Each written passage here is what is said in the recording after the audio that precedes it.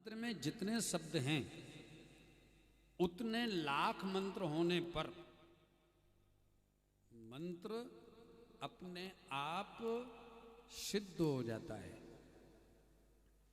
स्फुरट हो जाता है मंत्र। स्फुरट का मतलब समझते हैं आप लोग? जैसे बीज है, कोई भी चने का बीज है, आप उसको घर में किसी पात्र में रखिए तो वो रखा रहेगा वैसे ही का वैसा, लेकिन उसे उठा करके किसी जमीन में उर्वरा शक्ति युक्त जमीन में डाल दीजिए जो गीली हो, तो मंत्र बीज क्या होगा? स्फुरट हो जाएगा, उसमें से पेड़ प्रकट हो जाएगा। फिर उसका संरक्षण और संवर्धन करेंगे, समय पर उसे जल देंगे, खाद देंगे, तो क्या होगा? बीज और उत्पन्न करेगा, एक दाना और बहुत सारे चने को पैदा करने की सामर्थ्य। जब तक गुरु के पास में मंत्र है तब तक वो जैसे एक बीज एक किसी पात्र में रखा है वैसा है। जैसे ही शिष्य को देते हैं तो वो उर्वरा शक्ति युक्त जमीन में बीज डाल दिया। गुरु मंत्र बीज मंत्र है, और जब फिर शिष्य उसे जप करता है तो जितने मंत्र में अक्षर हैं उतने लाख जाप होने पर वो स्फुरट हो जाता है। फिर जब आप करते जाते हैं तो आपके सभी विकारों को समाप्त करता है और मंत्र अपनी शक्ति प्रदान करने लगता है। आपने बहुत सुंदर प्रश्न किया, आप शायद आपको उसका जवाब मिल गया होगा। बहुत बहुत धन्यवाद। बोलिए बोलिए, माइक दे दो भैया। खड़े होकर के बोलेंगे तो अच्छा रहेगा। तुलसी माला का आपने बताया, अभी मालाएं और भी तरह की होती है, तो दूसरी मालाएं क्या, कैसे, कहाँ यूज किया जाता है दूसरी मालाओं को? बहुत बहुत धन्यवाद। गुरु मंत्र के लिए तुलसी की माला है, विष्णु भगवान के मंत्र के लिए तुलसी की माला है, गायत्री मंत्र के लिए तुलसी की माला है, भगवान राम का, भगवान कृष्ण का अथवा खाटू श्याम का जाप करने के लिए तुलसी की माला है। शिव जी के जाप के लिए रुद्राक्ष की माला है। शिव जी का जो जाप होता है वो रुद्राक्ष की माला से जाप होता है। लक्ष्मी जी के मंत्र का जाप होता है वो कमलगट्टे की माला से होता है, ठीक है ना। दुर्गा जी का जो जाप होता है वो लाल चंदन की माला से होता है। भगवान कृष्ण के अगर आपको विशेष मंत्र का जाप करना है तो जैसे ये वैजंती माला हमने पहनी है, इससे जाप आप कर सकते हैं। वैजंती माला भगवान कृष्ण को सबसे प्रिय है, अन्यथा तुलसी की माला से जाप कर सकते हैं। ग्रहों के मंत्रों की भी अलग अलग मालाएं होती हैं, लेकिन रुद्राक्ष की माला से सभी ग्रहों का जाप किया जा सकता है। रुद्राक्ष में भी पंचमुखी रुद्राक्ष जाप के लिए होता है, ठीक है ना। पंचमुखी रुद्राक्ष जो है वो जाप की माला के लिए रुद्राक्ष है। अलग अलग मुख के रुद्राक्षों का अलग अलग प्रभाव है। हल्दी की माला से बगलामुखी का जाप होता है, हल्दी की माला से नवग्रहों में गुरु ग्रह का जाप होता है, और हकीक की माला से जाप राहु का होता है, शनि का होता है। आमतौर पर जो प्रमुख हैं वो 4 या 5 मालाएं हैं, जिसमें पहली तुलसी है, दूसरा रुद्राक्ष है, तीसरा कमलगट्टा है, चौथा लाल चंदन की माला है, और 5वां हल्दी की माला है, ठीक है ना जी।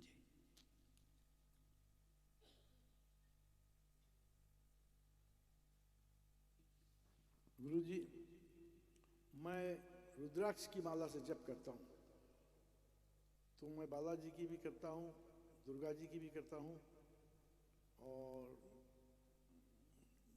शंकर भगवान की भी माला श्री शिवाय नमस्तुभ्यम जो जप करता हूँ, तो ये क्या उचित है? बहुत बहुत धन्यवाद आपको। श्री राम गोपाल जी ने बहुत सुंदर, मदन गोपाल जी ने बहुत सुंदर प्रश्न पूछा है। चूँकि रुद्राक्ष की माला जो है वो शिव जी के लिए विशेष है, महामृत्युंजय के लिए, अमृत संजीवनी के लिए, ओम नमः शिवाय के लिए, उसके लिए बहुत सुंदर है। लेकिन अगर आप दुर्गा जी के मंत्र का जाप रुद्राक्ष से करते हैं, शक्ति का जाप रुद्राक्ष से करते हैं, दुर्गा जी के भी बहुत सारे मंत्र हैं जिसमें प्रमुख मंत्र है नवाण मंत्र।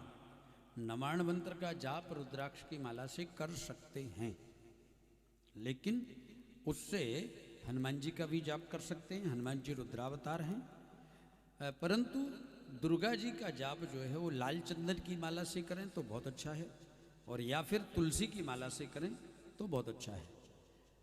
जो अभी आपने मंत्र का नाम लिया, ये मंत्र शास्त्रोक्त नहीं है, ये मंत्र शास्त्रोक्त नहीं है, तो ठीक है आप जाप कर रहे हैं, बहुत अच्छी बात है। और किसी का प्रश्न हो, मैया ने हाथ उठाया, उनको माइक दे दीजिए, भेज दीजिए माइक। जिसके भी मन में शास्त्रीय प्रमाण के कोई भी प्रश्न हो पूछ सकते हैं। तो दुर्गा शिव जी का कौन सा मंत्र जप करने से ठीक रहेगा? देखिए, भगवान के सभी मंत्र बराबर शक्तिशाली है, ना तो कोई भी भगवान किसी से छोटा है और ना कोई मंत्र किसी से छोटा है। हाँ, जैसे आरोग्यता के लिए महामृत्युंजय मंत्र सर्वश्रेष्ठ है। अब किसी की स्थिति बहुत ज़्यादा गंभीर है कि उसको बचना मुश्किल है, उसके लिए अमृत संजीवनी मंत्र सर्वश्रेष्ठ है। अमृत संजीवनी मंत्र आप लोग जानते हैं कोई? नहीं। कभी आपने सुना है? नहीं। अमृत संजीवनी मंत्र होता है जिसमें गायत्री मंत्र मिला करके महामृत्युंजय का जाप किया जाता है। गायत्री मंत्र मिक्स महामृत्युंजय मंत्र। ओम हौं जुं सा ओम भूर्भुवः स्वः, फिर ओम तत्सवितुर्वरेण्यम त्र्यंबकं जजामहे, इस प्रकार से लगता है वो। तो वो लगभग 76 अक्षर का मंत्र होता है। वो उस स्थिति में होता है जिसकी क्रिटिकल परिस्थिति है। जैसे कोरोना में ऐसे 9 केस आए, डॉक्टरों ने हाथ खड़ा कर दिया कि अब तो बस ले जाओ, हो गया। और उनका फोन आया, वो वृंदावन में अपना आश्रम है सनातन संस्कार धाम, और वहाँ पर अमृत संजीवनी का जाप हुआ और भगवान का अखंड अभिषेक हुआ, और भगवान की कृपा से गया हुआ व्यक्ति 9 व्यक्ति, एक नहीं 9 व्यक्ति ठाकुर जी की कृपा से आज भी बड़े स्वस्थ हैं और बहुत अच्छे हैं। तो अमृत संजीवनी इतना सिद्ध है। लेकिन एक बात आपको बता दें, ये मंत्र प्रभावशाली कब होते हैं? जब आप जितने मंत्र में अक्षर हैं उतना लाख जप कर लेते हैं। जैसे कोई पंडित जी महामृत्युंजय का रोज अनुष्ठान करते हैं, अब उनका जाप लगभग उतना हो गया जितने महामृत्युंजय में शब्द हैं। महामृत्युंजय में 56 अक्षर हैं। अगर ओम 2 और बढ़ जाते तो 58 अक्षर है, और 54 अक्षर हैं, 3 प्रकार का है। उतना जिस पंडित जी ने जाप कर लिया, अगर वो एक माला कर देगा तो तुम्हारा काम सफल हो जाएगा। अब तुमने नवोदित पंडित जी बैठा दिए जिन्होंने अपने अंदर की ही एनर्जी उस मंत्र के बराबर नहीं की, तो वो 1.25 लाख भी करेंगे तो भी उतना फलीभूत नहीं होता है। जैसे डॉक्टरी में हर रोग के अलग अलग स्पेशलिस्ट हैं, हार्ट के अलग हैं कार्डियोलॉजिस्ट, न्यूरो के अलग हैं, लीवर के अलग हैं, हड्डी के अलग हैं, ऐसे ही पांडित कर्म में भी अलग अलग कामना के अलग अलग पंडित जी होते हैं जो उसके स्पेशलिस्ट हैं। उनसे आप जब संपर्क करते हैं, उनसे जब आप अनुष्ठान कराते हैं, तब ही आपको उसकी पूर्ण सफलता और तत्काल मिलती है। लेकिन हम क्या करते हैं, गांव में तो हमको सब उपलब्ध नहीं है, एक ही पंडित जी, अब उन्हीं से सब कराना है। तो कई बार हमारा कार्य नहीं होने से हमको मंत्र पर, पंडित जी पर और देवता पर विश्वास कम होने लगता है। समझ गए ना आप? इसके लिए ही हर मंत्र के, हर कामना के पंडित जी अलग होते हैं। अब जैसे हम ज्योतिषाचार्य हैं तो हमने 12 साल 12th करने के बाद ज्योतिष का अध्ययन किया, उसके बाद फिर अध्ययन कराया, फिर वो अनुभविक ज्ञान में और परिणत होता चला गया। 2003 से लेकर के 2023 तक 20 साल का अनुभव हो गया।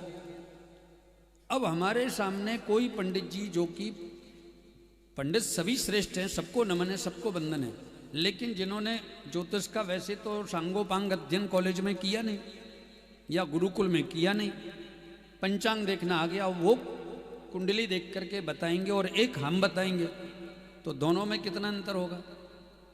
तो बस ये होता है।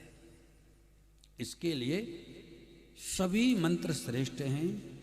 शिव जी का कौन सा मंत्र आपको करना चाहिए, आपका प्रश्न था, तो या तो गुरु के द्वारा, गुरु मुख मंत्र ही सार्थक होता है, ये पक्की बात है। एक चीज और मैं आपको बता दूं, क्योंकि आप लोग बहुत अच्छे भक्त हैं, लेकिन मुझे लगता है कि कोई ऐसे पंडित से आपका पाला नहीं पड़ा। जितने भी पुस्तकों में लिखे हुए मंत्र हैं, ये मृत मंत्र हैं। जितने पुस्तकों में लिखे हैं ये मृत हैं, लेकिन जब वो गुरु के मुख से निकलता है तो मंत्र सजीव हो जाता है। पुस्तक में लिखा हुआ मंत्र निर्जीव है, और जब गुरुमुख निकलता है तो वो सजीव हो जाता है, और सजीव चेतना ही काम करती है। ठीक है ना। और किसका प्रश्न, वो बहन ने हाथ उठाया था, बुआ जी ने।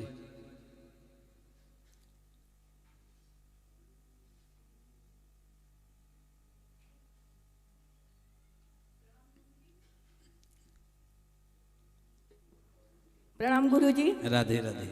तुलसी माला धारण करने का क्या विधान है, थोड़ा समझाइए। बहुत बहुत धन्यवाद। मैया के ताली बजा करके स्वागत किया जाए। वास्तव में बहुत अच्छा प्रश्न है। तुलसी धारण बहुत बड़ा आभूषण है, और प्रत्येक व्यक्ति को तुलसी पहननी चाहिए, परंतु वो तुलसी की कंठी गुरु द्वारा प्रदत्त होती है।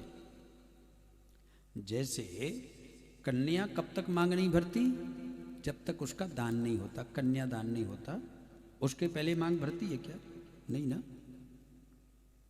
कन्या का जब संबंध हो जाता है, आजकल तो विवाह के बाद भी मांग नहीं भरती हैं, ऐसी माताओं को प्रणाम है, लेकिन भरना चाहिए, वो सौभाग्य का चिन्ह है।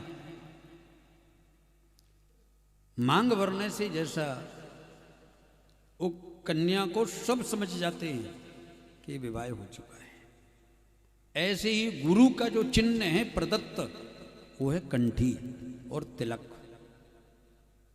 जब ब्रह्म संबंध होता है उस समय गुरु जी तुलसी की माला कंठी आपको प्रदान करते हैं, और वो आपको गले में हमेशा पहनना चाहिए।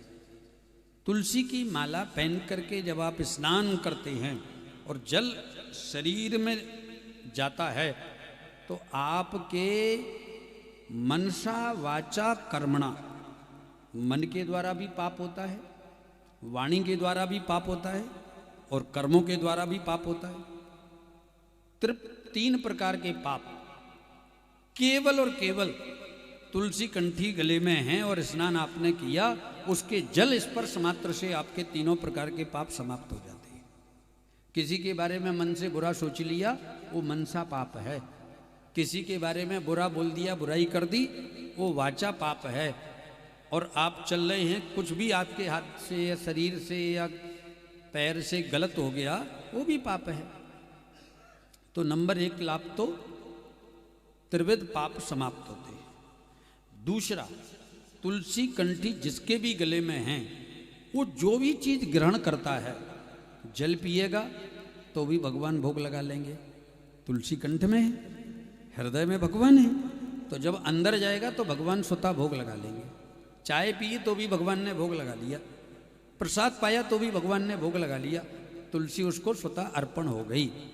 लेकिन तुलसी पहन करके आप ऐसी चीज नहीं खा सकते जिसका भगवान को भोग नहीं लगाया जा सकता, वो नहीं खा सकते आप तुलसी पहन करके। कंठी पहनने के बाद कंठी पहनने से आप वैष्णव बन जाते हैं। कंठी पहनने से आपके जीवन में एक विशेषता उत्पन्न हो जाती है, आप साधारण मनुष्य से थोड़ा ऊपर उठ जाते हैं। ठीक किसकी दृष्टि में? देवताओं की दृष्टि में, शास्त्रों की दृष्टि में, संतों की दृष्टि में, वैष्णवों की दृष्टि में, या उन सब जनों की दृष्टि में जो शास्त्रज्ञ हैं। और तीसरा लाभ है, जिसके गले में तुलसी है उसके गले में भगवान का पट्टा है। हमने कल कहा था ना, एक होता है कुत्ता फालतू और एक होता है पालतू, हैं? कंठी पहन ली आपने तो यमराज अथवा ऐसी आसुरीय शक्ति या बहुत सारे प्रकार का बैक्टीरिया आपके शरीर को स्पर्श नहीं कर सकता है। तुलसी के तो मैया बहुत सारे लाभ हैं। ये प्रश्नोत्तरी में तो केवल संक्षिप्त में ही आपको बता रहे हैं। कभी हमारे YouTube चैनल पर देखिए, तुलसी महिमा, सनातन भक्ति पर चैनल पर डला हुआ है तुलसी महिमा। उसमें 108 प्रकार के लाभ होते तुलसी की कंठी पहनने मात्र से। ठीक है ना भैया? जय श्री कृष्ण जी। बोलिए। महामृत्युंजय जाप जो हम लोग करते हैं, ओम त्र्यंबकम यजामहे, ये वाला, और ओम जूम सा, क्या दोनों एक ही है? बहुत बहुत धन्यवाद आपको। दोनों में बहुत अंतर है। ओम त्र्यंबकं यजामहे सुगंधिम पुष्टिवर्धनम उर्वारुकमिव वंदनान मृत्युर्मुक्षीय मामृतात्, ये वैदिक मंत्र है। ये मंत्र है, इसको आप अगर संकल्पित होकर के कार्य सिद्धि के लिए करते हैं तो ये उतना फलीभूत नहीं है। उसके आगे और पीछे बीज मंत्र लगाना होता है। बीज वो है ओम हरोंग जुंगसा, हरोम नहीं है, हरोंग, अंग की बिंदी है। हरोंग, हेरोंग, हा रा औ की मात्रा और अंग की बिंदी, हिरोंग, जूं सह, ओम भूर्वा स्वा, ओम त्र्यंबकं यजामहे सुगंधिम पुष्टिवर्धनम उर्वारुकमिव वंदनान मृत्योर्मुक्षीय मामृतात्, ओम स्वा भुवा भू, ओम सा जूं ह्रों ओम। ये है अनुष्ठान के लिए करने वाला महामृत्युंजय मंत्र। इसमें उच्चारण भी स्पष्ट चाहिए, इसमें स्वर भी मध्यम चाहिए। कोई भी मंत्र बहुत जल्दी जल्दी नहीं किया जाता। कोई भी पाठ ऐसा नहीं कि आपको जल्दी है तो आप एकदम फास्ट लगे पढ़ने, एकदम शताब्दी से भाग रहे हैं, और एकदम स्लो भी नहीं होता, हमेशा मध्यम गति से। जाप की 3 पद्धतियां हैं। एक है वाचक, दूसरा है मानसिक, और तीसरा है उपांशु। जो बोल करके मंत्र जाप किया जाता है उसका जो फल मिलता है उससे 10 गुना ज्यादा प्रभावशाली जाप है उपांशु। उपांशु से 100 गुना अधिक लाभदायक है मानसिक जाप। अब इन तीनों में अंतर क्या है? जैसे अभी हमने महामृत्युंजय मंत्र बोला, वो है वाचक, ओम ह्रौं जूं स, ओम भूर्वा स्व, ओम त्र्यंबकं यजामहे सुगंधिम पुष्टिवर्धनम उर्वारुकमिव वंदनान मृत्युर्मुक्षीय मामृतात्, ओम स्वा भुवा भू, ओम सा जूं ह्रों ओम। ये हो गया वाचक। इससे जो लाभ होगा, इससे 10 गुना अधिक लाभ होगा उपांशु से, जिसमें ओंठ बंद हैं और जीभ चल रही है। ओंठ बंद हैं और जीभ चल रही है तो आपकी एनर्जी बाहर नहीं जाएगी। एनर्जी मीन्स ऊर्जा, जो ऑक्सीजन है। शब्द ऑक्सीजन से मिलकर के ही बनता है, तो ये बाहर नहीं जाएगा, ये अंदर अंदर रहेगा। तो वाचक से 10 गुना ज़्यादा लाभ। और उपांशु में ना तो जीभ हिलती है ना ओंठ हिलते हैं, वो मन से होता है। मन मन में मंत्र चल रहा है, और आपके नेत्र बंद हैं, चेतना आपकी प्रज्वलित है, चेहरे की आभा और बढ़ी हुई है, आपकी कांति एकदम खिली हुई है, वो मानसिक जाप है। वो वाचिक मान जाप से 1000 गुना ज़्यादा लाभ देता है। ठीक है मैया? तो आपने महामृत्युंजय का पूछा था, तो जो अनुष्ठानात्मक जाप है वो ओम ह्रौं जुं स ओम भूर्भुवः स्वः आगे और पीछे में उल्टा ओम सह स्वा भुआ भू ओम सा जुं ह्रौं ओम, ये लगा के करना चाहिए। नित्य प्रति में वैसे ही करते हैं तो आप ये कर सकते। ओम त्र्यंबकं यजामहे सुगंधिं पुष्टिवर्धनम् उर्वारुकमिव बन्धनान् मृत्योर्मुक्षयमामृतात्। ओम ओम जरूर बाद में लगाना चाहिए, ये संपुट है। और किसी का कोई प्रश्न?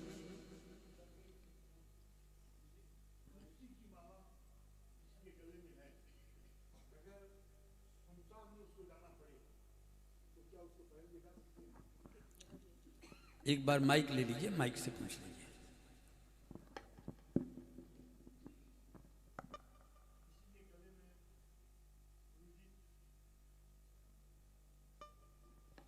गुरुजी, किसी के गले में तुलसी की माला है तो किसी की मौत पर अगर शमशान में जाना पड़े तो उस माला को उतार के जाना चाहिए या पहने हुए जाने पे कोई एतराज? बहुत बहुत धन्यवाद, आपने बहुत सुंदर प्रश्न किया। वस्तुतः शमशान जो है वो शिव जी का घर है, नित्य निवास स्थान है। शमशानेश्वर कीड़ा, शिव जी शमशान में वास करते हैं। लेकिन हमारे सनातन धर्म की वैदिक पद्धति जो है, वो जो व्यक्ति के अंदर से चेतना निकल जाती उसको मुर्दा बोलते हैं। ठीक, उसे स्पर्श करने से, उसके साथ में जाने से जो उसके अंदर बैक्टीरिया है वो कहीं हमारे अंदर ना आ जाए, इसके लिए जितने भी हम कपड़े पहन के जाते हैं उनको धुला जाता है, स्नान किया जाता है। कोई भी ऐसी वस्तु पहन के नहीं जाना चाहिए जिसमें वो बैक्टीरिया आ सके, इसके लिए ही उतार के जाते हैं। चाहे वो अंगूठी हो, चाहे वो तुलसी की कंठी हो, चाहे वो रुद्राक्ष की माला हो, कोई भी चीज ऐसी पहन करके शमशान में नहीं जाते हैं। उनको उतार करके फिर वहाँ जा कर के दाहक क्रिया करके आके स्नान करते हैं, वस्त्र धुलते हैं और फिर पहनते हैं। कोरोना काल में आपने देखा होगा, जब संस्कार करने लगे तो क्या पीपीई किट पहनते और फिर उसको वहीं छोड़ करके। तो हमारे सनातन धर्म में जो एक एक नियम बनाए हैं उनके पीछे बहुत बड़ा लॉजिक है। आजकल तो इतने साधन संपन्नता है, हम लोग हर रोग की दवा करा सकते हैं, पहले तो नहीं थी ऐसी। और ये जितनी विधाएं हैं ये सब प्राचीन हैं, तो इसके लिए तुलसी की कंठी उतार के जाना चाहिए।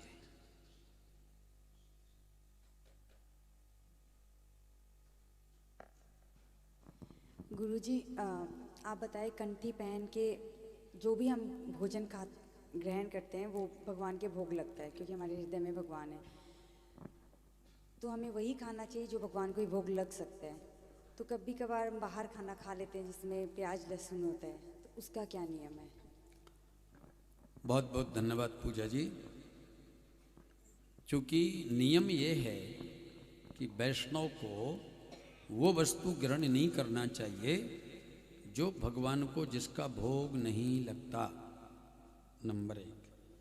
फिर भी अगर आपको ऐसी अवस्था में कोई पार्टी में जाना या कहीं भी जाकर के प्रसाद पाना है तो आप तुलसी की कंठी को उतार के जाइए और बाद में जब आप पहनते हैं तो गंगा जल पान करके और पुनः तुलसी की माला को आप धारण कर लीजिएगा।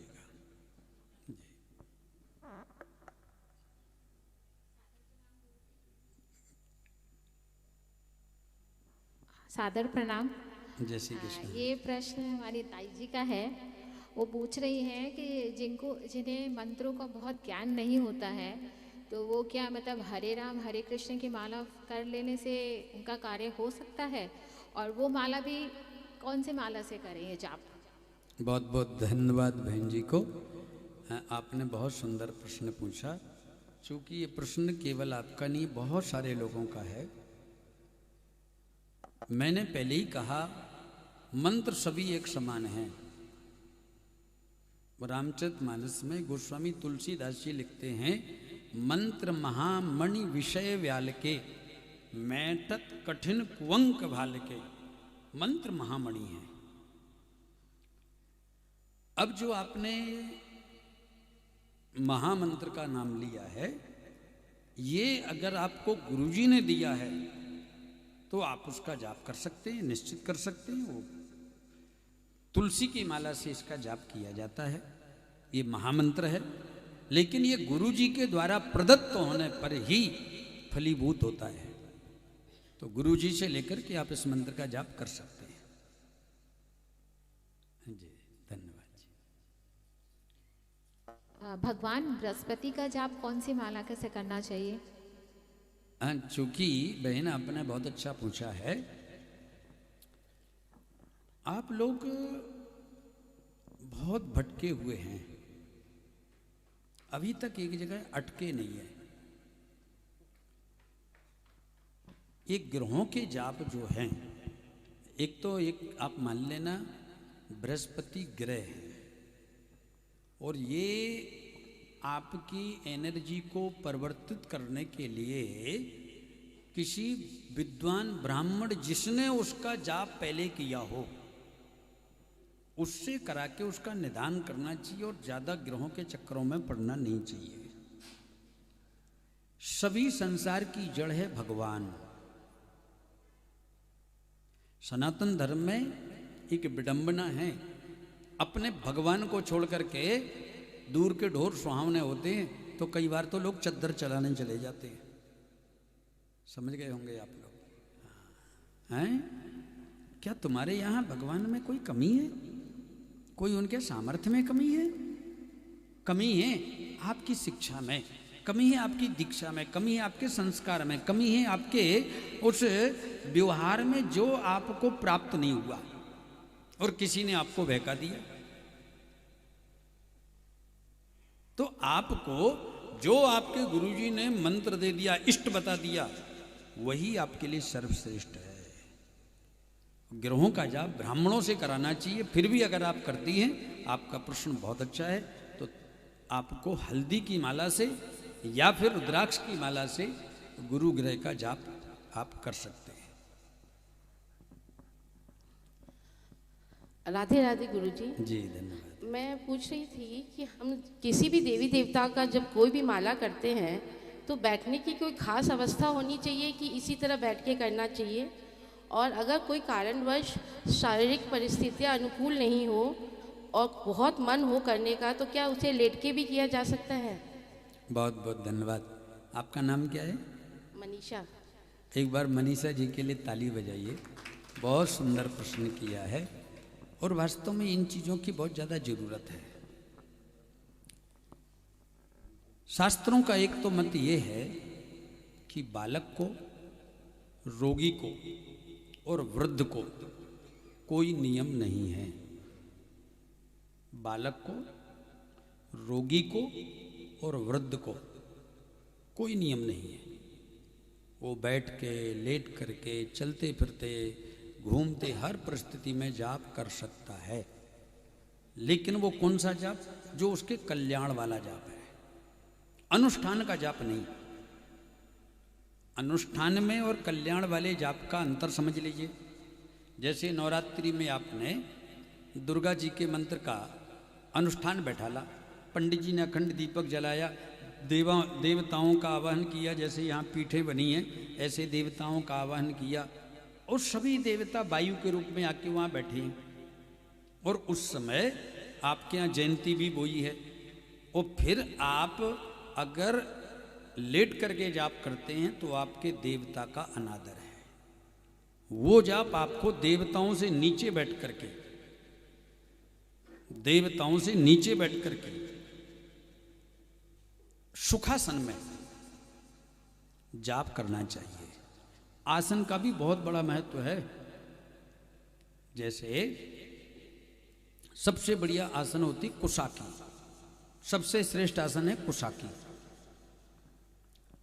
त्यागियों के लिए आसन होती है मृग चर्म की, सन्यासियों के लिए आसन होती है सिंह चर्म की। जो त्यागी हैं, जिनको कुछ नहीं चाहिए जगत से, कोई संबंध नहीं है संसार से, अनुष्ठान के लिए अलग अलग आसन है। दूसरी गृहस्थ व्यक्ति के लिए आसन श्रेष्ठ होती है ऊन की आसन। अब ऊन का कंबल भी हो सकता है, ऊन की आसन भी हो सकती है, उसमें भी काले कलर की आसन नहीं होनी चाहिए। काला रंग तमोगुणी है। इसके लिए आप किसी भी देवता का जाप करती हैं, सुखासन में बैठना चाहिए, दीपक जरूर अवश्य जलना चाहिए जब आप जप कर रहे हैं। दीपक साक्षी है, बिना दीपक के जाप नहीं होता। केवल गुरु मंत्र का होता है जो आप कभी भी कर सकते हैं, उसमें दीपक की जरूरत नहीं है। लेकिन देवताओं का जब भी आप जाप करते हैं तो दीपक की आवश्यकता है। आसन एक हो, माला एक हो, मंत्र एक हो तो सिद्धि जल्दी होती है। आप माला बदलेंगे, मंत्र बदलेंगे, आसन बदलेंगे तो आपकी सिद्धि में उतना ही विलंब होता जाएगा। नियम तो ये भी है कि आपका देवता भी एक हो। हमारे सनातन धर्म में एक विशेषता है, और मारवाड़ी परिवारों में तो बहुत ही ज़्यादा है, ऐसा कोई देवता नहीं मिलेगा जिसकी फोटो मंदिर में नहीं होगी। ठीक है ना? अब हम किसी को फूल चढ़ाएंगे, किसी को चावल चढ़ाएंगे, किसी को तिलक लगाएंगे, किसी को तो तिलक ही नहीं लग पाता महीनों महीनों, और सोचते हैं कि सभी देवता प्रसन्न हो जाएंगे। कभी नहीं होते। गृहस्थ के घर में केवल और केवल पंचदेव होना चाहिए, 5 फोटो, उससे ज्यादा नहीं। एक लक्ष्मी गणेश, क्योंकि वैश्यों की कुलदेवी है लक्ष्मी, तो लक्ष्मी गणेश जी। दूसरी दुर्गा जी, दुर्गा जी ही कुलदेवी है, चाहे वो कोई भी कुलदेवी आपकी, वो सब दुर्गा का रूप है, दुर्गा जी। तीसरे गोपाल जी या श्याम बाबा। वैसे श्याम बाबा की फोटो भी मंदिर में रखना निषेध है, महाभारत। तो गोपाल जी, चौथे हैं शिव जी, और 5 में आपको अगर उचित लगता है तो फिर आप विराजमान कर सकते हैं जो आपके ग्राम देवता हैं। ग्राम देवता जैसे आपके राजस्थान के ग्राम देवता हैं सालासर बालाजी, ठीक है ना? तो उनको आप विराजमान कर सकते। इससे ज़्यादा अब क्या होता है, आप जिस भी तीर्थ में गए वहाँ से 2-3 फोटो ले आए, अब क्या करेंगे तो मंदिर में विराजमान कर दिया। मंदिर तिजोरी से ज़्यादा, तिजोरी से भी ज़्यादा सुरक्षित, श्रेष्ठ और शुद्ध होना चाहिए। कुछ भी चीज़ नहीं रखना चाहिए। मंदिर में 2 शिवलिंग मत रखो, मंदिर में 2 शंख मत रखो, मंदिर में कोई भी टूटी फूटी वस्तु मत रखो। हर चीज अपनी एनर्जी छोड़ती है। वास्तु का नियम है, हर चीज अपनी ओरा छोड़ती है। अब अगर आपने 3 प्रकार के देवता होते हैं, सतोगुणी, रजोगुणी और तमोगुणी। जैसे भैरव जी है, तमोगुणी देवता है। काली है, तमोगुणी में आता है। नवग्रह है, तमोगुणी में आता है। रजोगुणी देवता अलग है, इंद्रादिक देवता रजोगुणी हैं, और सतोगुणी देवता हैं भगवान नारायण, भगवान राम, भगवान कृष्ण। तमोगुणी और सतोगुणी को विराजमान कर देंगे तो आपका भजन में मन ही नहीं लगेगा, पूजा में मन नहीं लगेगा। और ये बहुत घरों में होता है। और फिर कहते हैं महाराज क्या है कारण कि हमारा घर में मन ही नहीं लगता या भजन में मन नहीं लगता? क्योंकि आपने ऐसी बहुत सारी फोटो एक जगह रख दी। दूसरी बात, कभी भी भगवान की फोटो अपने बेडरूम में नहीं लगाना चाहिए। बेडरूम में भगवान प्रदर्शन के लिए नहीं है, भगवान आत्मदर्शन के लिए है। उनको आप केवल मंदिर में विराजमान करो। ड्राइंग रूम में भी नहीं रखना चाहिए, जैसे जहाँ पर आप जूता चप्पल पहन करके जा रहे हैं अथवा जूठी वस्तु वहीं रख रहे हैं, ऐसी जगह भगवान की कोई फोटो मत लगाओ। पितरों की फोटो हमेशा अपने से ऊपर स्थान दे करके दक्षिण दिशा में लगाना चाहिए, जिसमें पितरों का मुंह उत्तर दिशा को हो। ठीक है? और किसी का कोई प्रश्न? बोलिए बोलिए, शीघ्र। गुरु जी की फोटो कहाँ लगाएं? चूंकि गुरु जी की फोटो की परंपरा अब चालू हुई है। वस्तुतः गुरु जी की कोई फोटो की बहुत ज़्यादा जरूरत होती नहीं है। गुरु को मन से स्मरण किया जाता है। गुरु भगवान को बताने का एक माध्यम है, गुरु भगवान नहीं है और भगवान से भी बड़ा है। गुरुर् ब्रह्मा गुरु विष्णु गुरु देवो महेश्वरा गुरु साक्षात परब्रह्म तस्मै श्री गुरुवे नमः। गुरु व्यापक है, गुरु शरीर नहीं है। आप सोचो कि हमने इस शरीर से मंत्र ले लिया तो ये शरीर गुरु है, गुरु शरीर नहीं है। गुरु उसका ज्ञान है। गुरु क्या है? कल एक मैया पूछ रही थी, हमने गुरु मंत्र लिया फिर हमारे गुरु जी आज तक हमको मिले ही नहीं, क्या हम द्वारा गुरु मंत्र ले सकते हैं? तो मैंने कहा ठीक है ले सकते हैं, क्योंकि उसके मन में भाव आ गया कि वो मेरे गुरुजी नहीं है, वो हमको मिले ही नहीं तो गुरुजी क्या चीज के। गुरुजी विराट, आकाश से भी बड़ा है गुरु, समुद्र से भी गहरा है गुरु, जिसके अंदर सभी भगवान विद्यमान है उसका नाम है गुरु। गुरु सूर से भी विराट है, गुरु के रोम रोम में सूर बसते हैं, उसका नाम गुरु होता है। ये हमारी अज्ञानता लोगों ने धारण कराई है, आप लोगों का दोष नहीं है। तो हमने क्या किया, गुरु को एक शरीर मान लिया और बस उनकी फोटो लगा ली। सोचने लगे कि बस गुरु जी की फोटो लगी तो हमारी भक्ति हो गई। नहीं, राजस्थान में सीकर एक जगह है, आप लोगों ने देखी होगी। वहाँ हमारे एक शिष्य हैं, उनका साड़ी का काम है, तबेला में, तबेला मार्केट है ना, साड़ी का काम है। तो 2011 या 12 में उन्होंने दीक्षा ली वृंदावन में। तो बोले गुरुजी अपनी 2 फोटो दे दीजिए। तो मैंने कहा कि जितने भी भक्त होते हैं वो 1 फोटो मांगते हैं, आप 2 का क्या करेंगे? बोले गुरुजी 1 फोटो तो हमको घर में रखने को चाहिए, नित्य आपका दर्शन होंगे। तो हमने कहा बहुत बढ़िया बात, जरूर देंगे। दूसरी? बोले दूसरी हम दुकान में लगाएंगे। तो हमने सोचा अच्छा भक्त है भाई, इतना श्रद्धालु है कि दुकान में भी दर्शन करेगा। लेकिन हमसे रहा नहीं गया, हमने पूछ लिया कि घर पे बहुत है, दुकान में क्या करेंगे? बोले क्या बताएं गुरुजी, आजकल के ग्राहक बड़े तेज हैं। मैंने कहा मतलब? बोले वो बात नहीं मानते। कैसे? बोले अगर हमारी कपड़े की दुकान है और हमने कहा ये साड़ी 600 रुपये की है, तो तुरंत कहने के नहीं नहीं सेठ जी बहुत महंगी है, बहुत महंगी है। तो उनको विश्वास दिलाना पड़ता है कि ये 600 की है। तो मैंने कहा उसका फोटो से क्या संबंध? बोले गुरुजी फोटो से ही काम होगा। क्यों? बोले जब वो नहीं मानेगा तो आपकी फोटो की कसम खा देंगे कि गुरुजी की सौगंध ये साड़ी 600 की है, तो फिर तो वो ले ही लेगा ना। तो मैंने कहा सीकर के ऐसे भक्तों को बहुत बहुत प्रणाम है। तो ऐसे गुरु भक्ति नहीं होती। आपने फोटो मांगी है, फोटो मंदिर में रखना चाहिए और पूरब दिशा में लगाना चाहिए, पश्चिम को मुख करके। और कोई प्रश्न?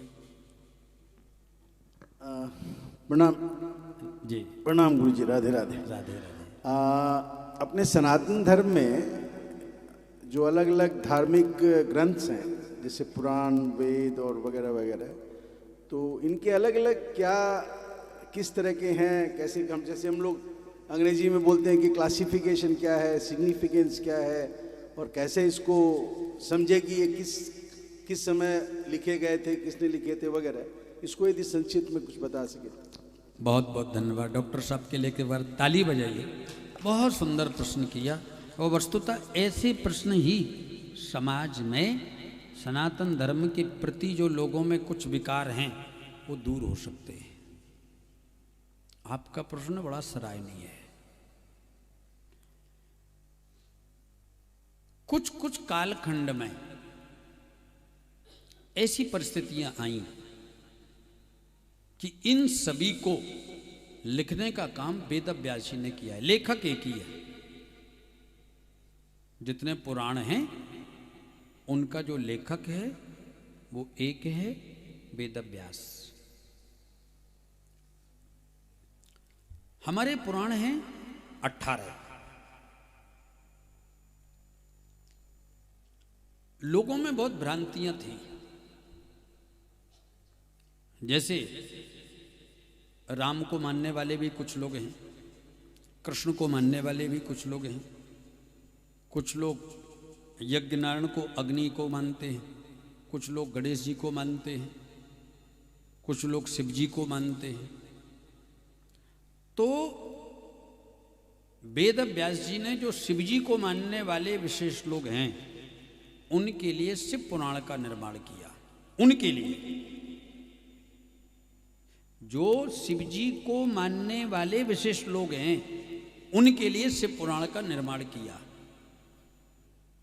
और उसमें शिव जी की महिमा का गान किया। जो गणेश जी को विशेष मानने वाले हैं उनके लिए गणेश जी का, जैसे आप जब अध्ययन करते हैं तो आपको अलग अलग अनेक सब्जेक्ट दिए जाते हैं। मैथ भी है, साइंस भी है, बायोलॉजी भी है, उसमें टेक्नोलॉजी में भी अलग होता है, अथवा बहुत सारे अलग अलग विषय हैं। अब आपकी किस में विशेष रुचि है, आप उसमें फिर पीएचडी करते हैं, डीलिट करते हैं, या जो आपका विशेषता है। जैसे मेडिकल साइंस में आप बहुत अलग अलग विषय हैं, मेडिकल साइंस में भी। तो ऐसे ही हमारे सनातन धर्म में हर व्यक्ति के लिए इतने उपासना के रास्ते बताए हैं। अब आप किसको स्वीकार करते हैं, आप किसको अंगीकार करके उसमें आगे बढ़ सकते हैं, ये आपकी चॉइस है। दूसरे धर्मों में एक कमी है, उसको हम लोग कमी भी कहते हैं और अच्छाई भी कहते हैं। वहां पर आपके पास चॉइस नहीं है, यहां पर चॉइस है। आप शिव जी को मान लीजिए, आप दुर्गा जी को मान लीजिए, आप लक्ष्मी जी को मान लीजिए, आप गरुण जी को मान लीजिए, आप गणेश जी को मान लीजिए, आप विष्णु भगवान को मान लीजिए, राम को मान लीजिए, कृष्ण को मान लीजिए। तो ये जो 18 पुराण हैं ये आपको चॉइस दी गई है। इनमें से जो आपको श्रेष्ठ लगता है आप उस रास्ते पर आगे चल सकते हैं। एक तो इसके लिए बनाया।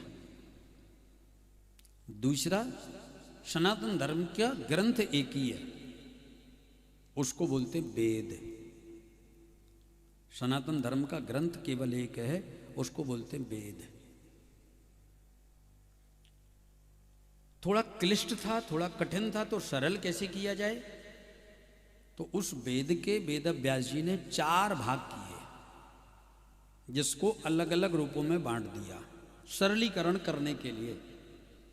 ऋग्वेद, यजुर्वेद, सामवेद और अथर्ववेद। यजुर्वेद में और ऋग्वेद में पूजा के माध्यम से परमात्मा को प्रसन्न करना है। उसके उत्तर मीमांसा में ज्ञान के द्वारा अपने आप को जान करके ब्रह्म की प्राप्ति करना है। और उसके मध्य में भक्ति के द्वारा भगवान को प्रसन्न करना है। ये ऋग्वेद में भी तीनों चीजें हैं और यजुर्वेद में भी तीनों चीजें हैं। सामवेद में स्वर के द्वारा, संगीत के द्वारा भगवान को प्रसन्न करना है। और अथर्ववेद में आपको शरीर को स्वस्थ रखते हुए अपने अंदर यात्रा करते हुए पर ब्रह्म, निर्गुण ब्रह्म, निराकार ब्रह्म की उपासना करना है, ये अथर्ववेद में। तो ये सभी वेद, फिर उसके उपवेद हैं, फिर शाखाएं हैं, फिर बहुत ऋषियों ने उस पर रिसर्च करके अपने अपने ग्रंथ और लिखे। परंतु हमारे सनातन धर्म भारतवर्ष में सब धर्म से जुड़े हुए थे। इसको देख करके आतताइयों ने आक्रमण किया। पहले प्रिंटिंग प्रेसें नहीं थी, हस्तलिखित ग्रंथ थे, कुछ कुछ जगह थे, या तो विद्वानों के पास या संतों के पास, या फिर वो धरोहर को किसी पुस्तकालय में रख दिया जाता, लोग वहीं पर जाते, पढ़ करके अपना चले जाते, क्योंकि या शुरू से या विद्या, व्यक्ति की बुद्धि बहुत तेज थी, एक बार पढ़ा और याद हो गया, खत्म। आपने सुना होगा, पढ़ा होगा, आतताई खिलजी जब हमारे देश में आया अपने रोग का निदान कराने के लिए छोटी सी टुकड़ी लेकर, और उसने यहाँ पर इतना घोर अपराध किया, हमारे सनातन धर्म की जो धरोहर थी ग्रंथ, तो उसने तक्षशिला विश्वविद्यालय में आग लगा दी। जितने हस्तलिखित ग्रंथ थे तक्षशिला विश्वविद्यालय की पुस्तकालय में सब जल के राख हो गए। और उसके बाद जो बहुत बड़ा विश्वविद्यालय जिसकी अग्नि 6 महीने तक जली थी, उसने आग लगा दी। 3 विश्वविद्यालय में आग लगाई थी उसने। उस समय के ग्रंथ जितने थे सब जल करके राख हो गए।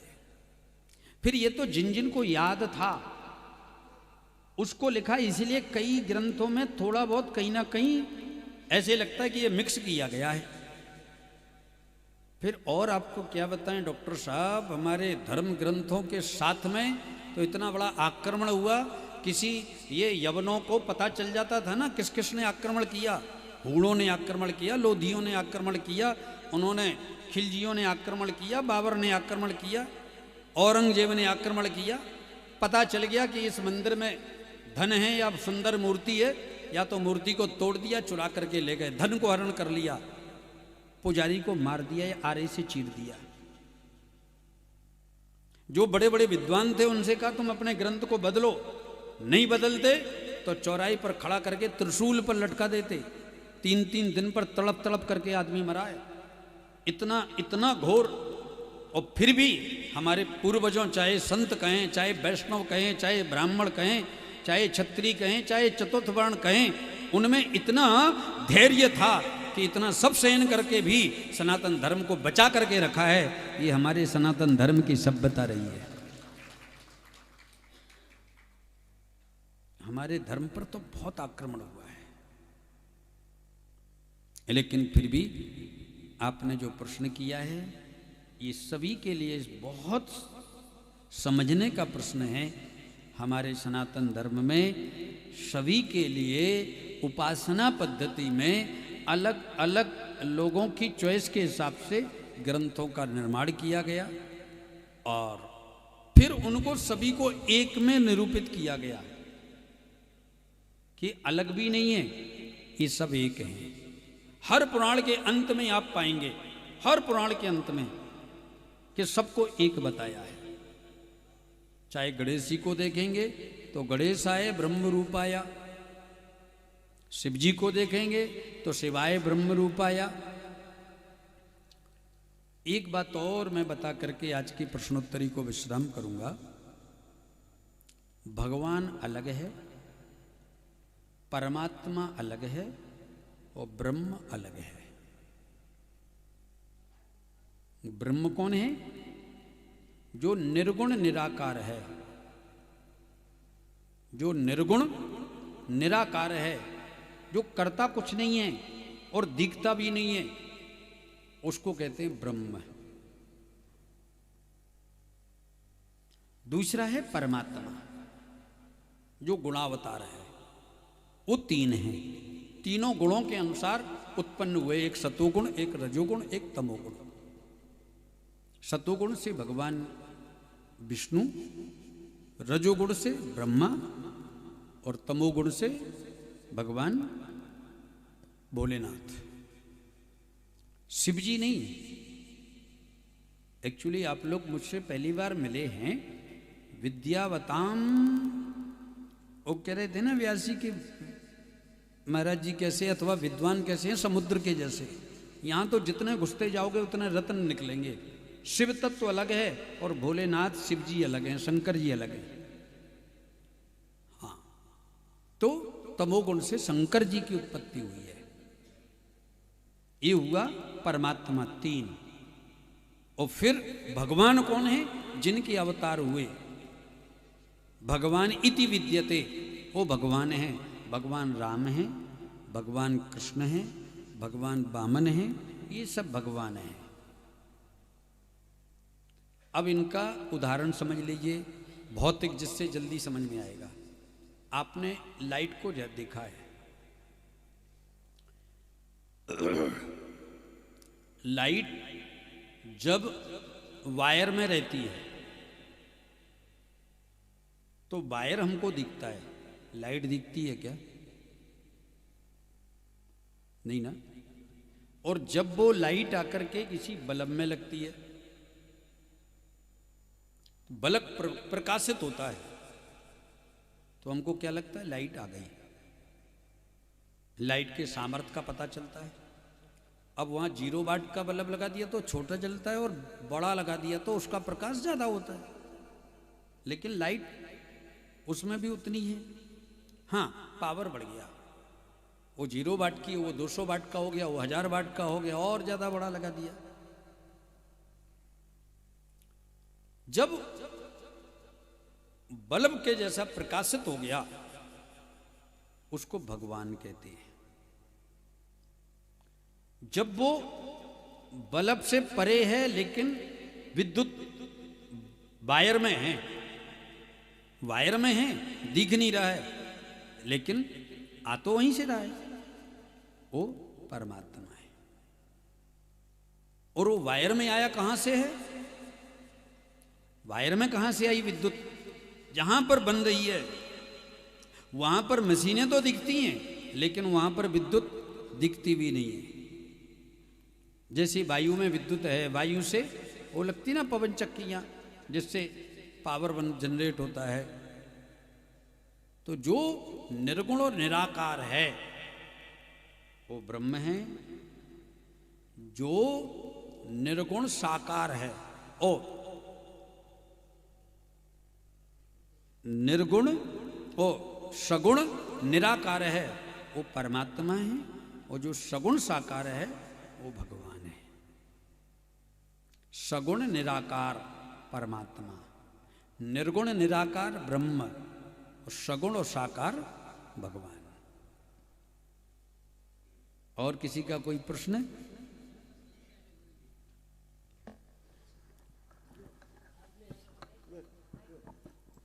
लास्ट है ना?